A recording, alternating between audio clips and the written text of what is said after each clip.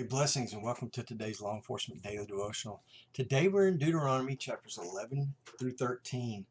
And, we've seen Israel wandering around in the desert and they are about to go into the promised land.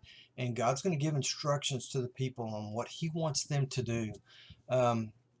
This is going to be a land unlike, even though they've been in the desert for 40 years, most of them may have some memory of the Nile, and man, Egypt depended on the Nile for everything.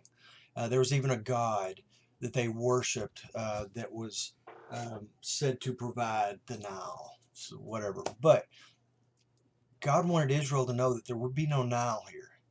They're going to provide, they're going to rely on him to provide for them, and he's shown that he'll provide for them. I mean, they wandered in the desert for 40 years.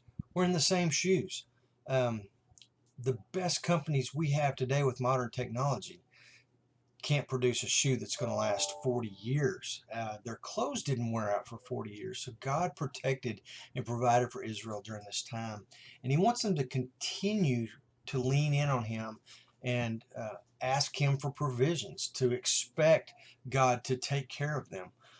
In chapter 11, verse 23, there's a very interesting choice here. Basically, it says, choose God or choose evil. There's no middle ground. I think it's a good question for us today when we reflect and look back. What have we chosen? Have we chosen God, and are we doing good? Or have we wandered or fallen off the path? And hopefully, if you're here, even if you've wandered off the path, you're trying to get back on the path. So think about that. It's a good reflective question. Then chapter 12, verse 8, it says, if you're a community of believers, then act like it.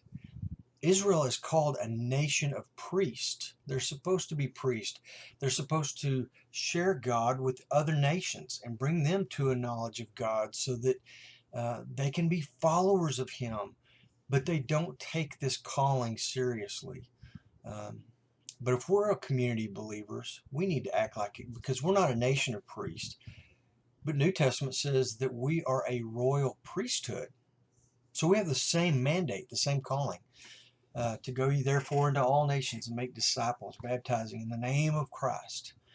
And then chapter 13, verse 5, remember Balaam, such an interesting character. We read about him in Numbers 22, chapters 23, chapter 25. He showed up again in chapter 31.